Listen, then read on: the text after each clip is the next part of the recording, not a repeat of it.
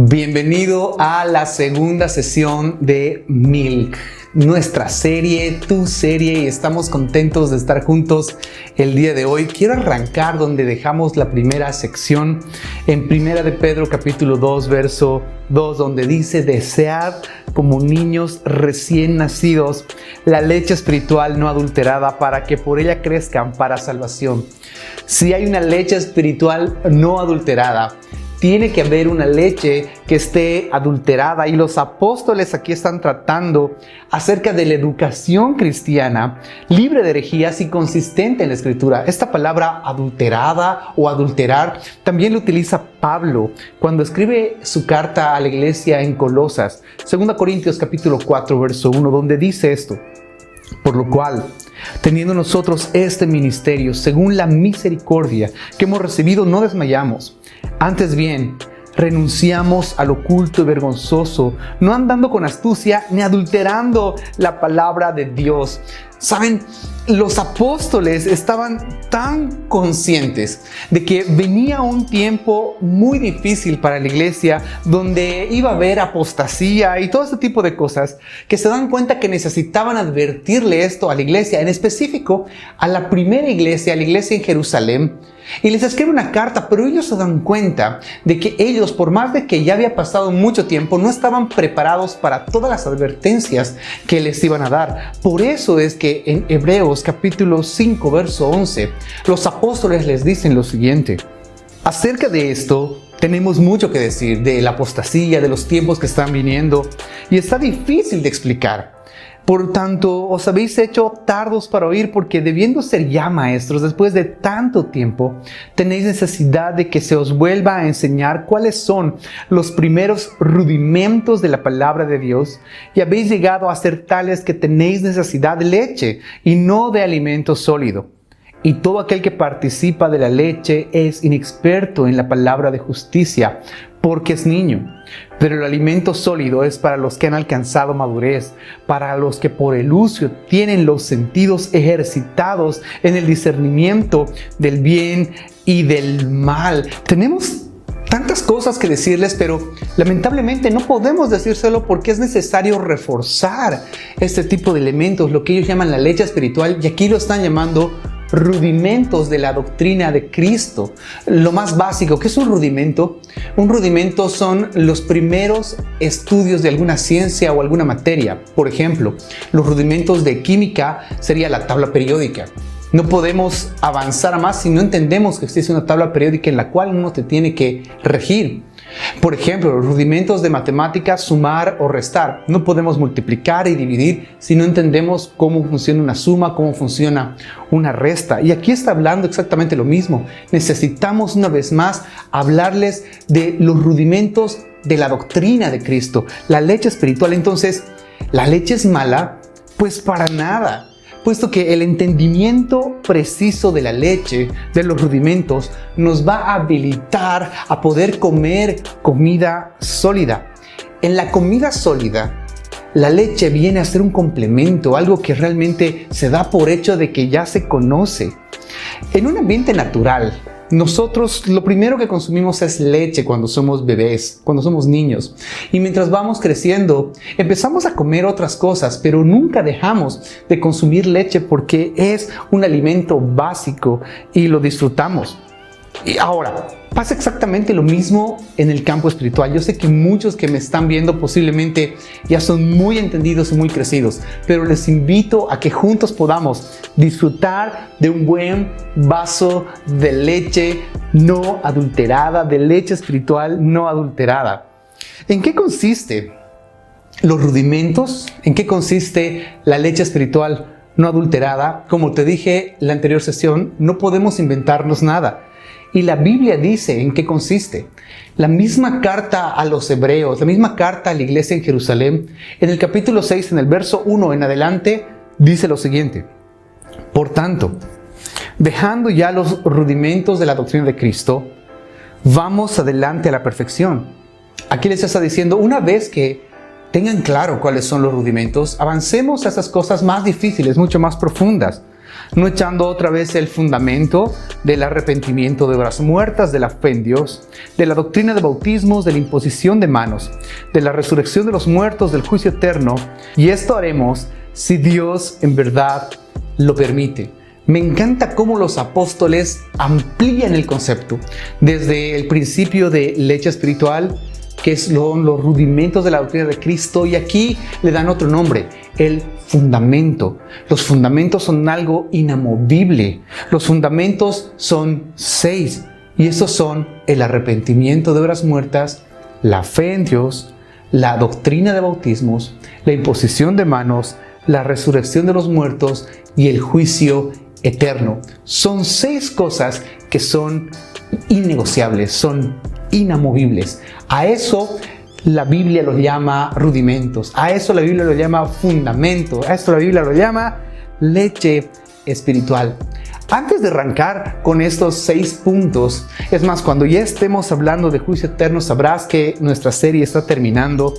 Quiero ahondar y enriquecer este concepto del fundamento y lo importante que es para nuestra vida. ¿Qué es un fundamento? Pues un fundamento básicamente es esto.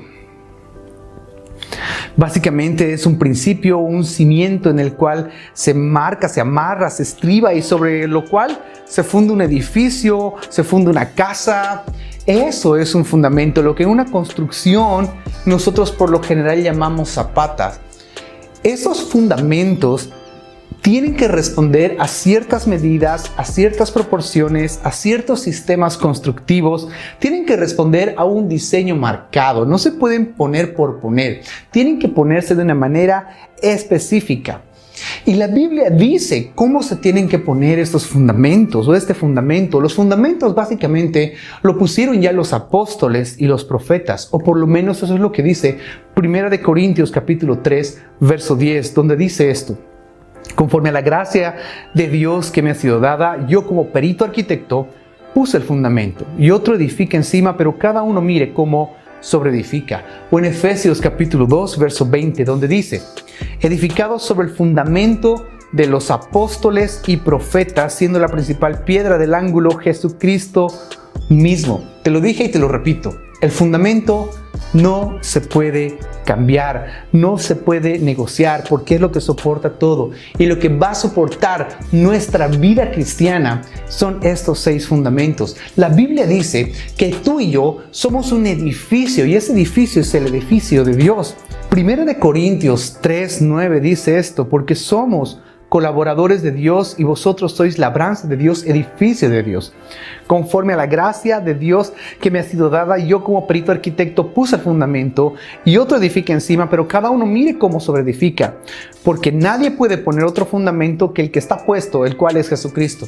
Mira, no solamente edificio, la Biblia dice que también somos el templo de Dios. 1 Corintios 3, 16.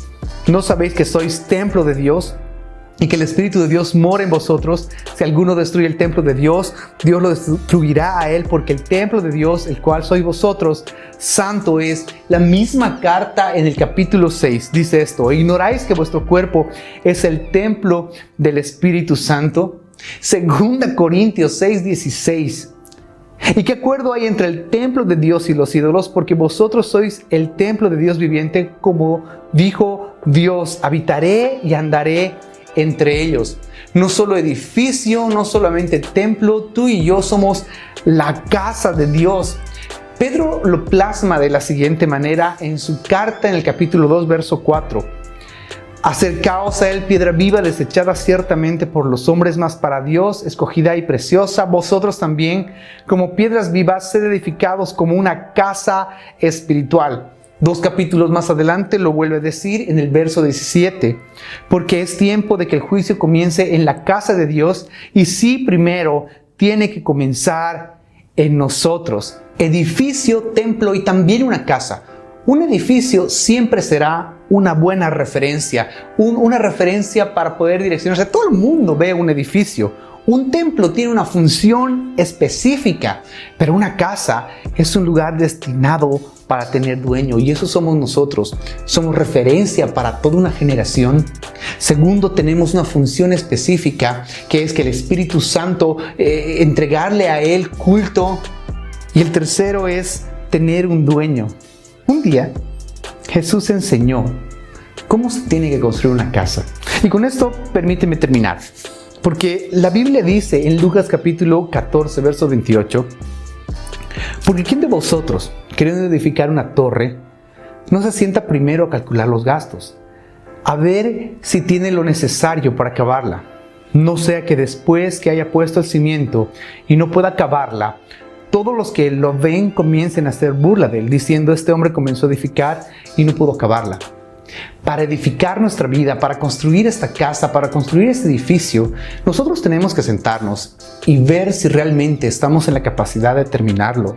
El involucrarse en la vida cristiana, amigos, de una forma inadecuada, tiene sus severas consecuencias.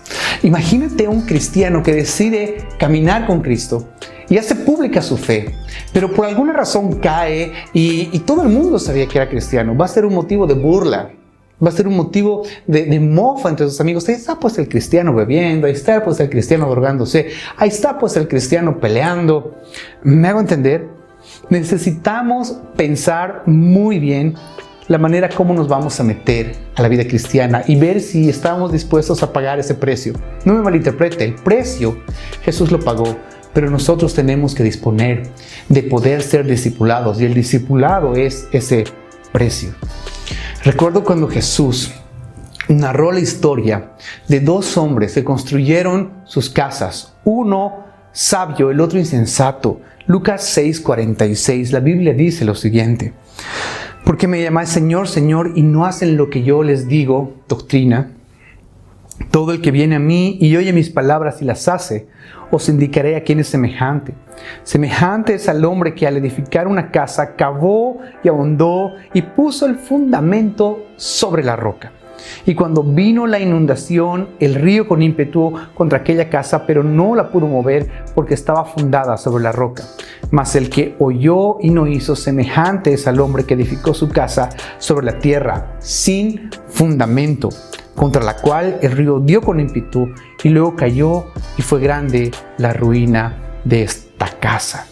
Aquí solamente hay dos opciones: o construimos con fundamento sobre la roca, o construimos sin fundamento sobre la arena. El que construye con fundamento sobre la roca es el que escucha, cambia su forma de actuar y hace. El que no construye con fundamento escucha, pero no hace lo que dice la doctrina, lo que dice la palabra.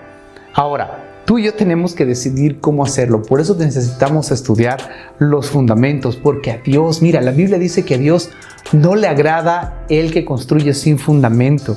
Job 4:17. ¿Será el hombre más justo que Dios? ¿Será el varón más limpio que el que lo hizo? He aquí, en sus siervos no confía, y notó necedad en sus ángeles.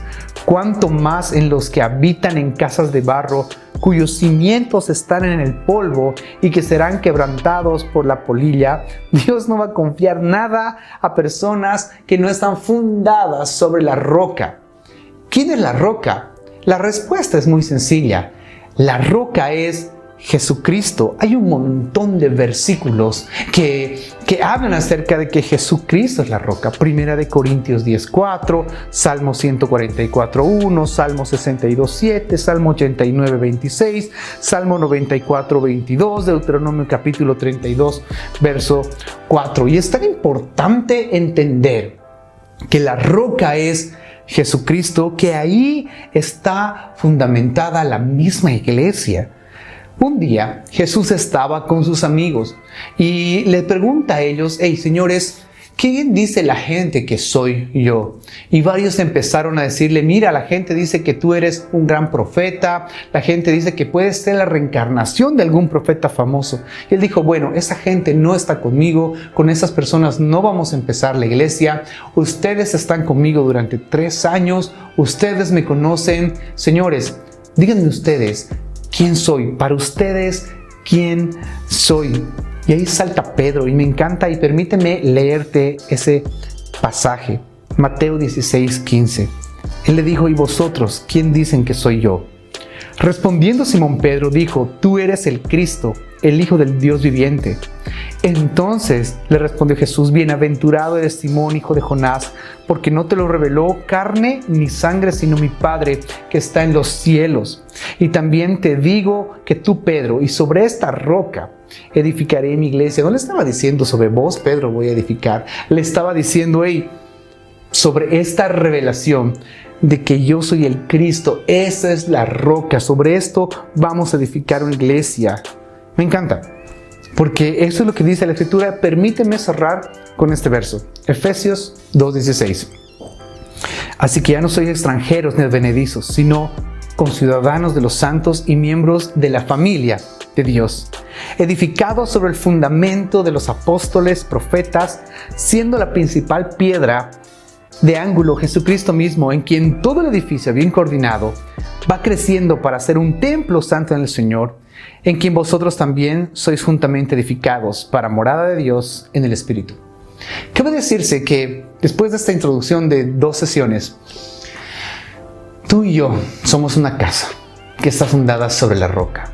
Y esta casa tiene 6 fundamentos, 6 fundaciones, 6 columnas. Arrepentimiento de obras muertas, fe en Dios, doctrina de bautismos, imposición de manos, resurrección de muertos y juicio eterno. En la tercera sesión arrancamos con la primera columna. Gracias por estar juntos en esta segunda sesión. Nos vemos en la sesión 3.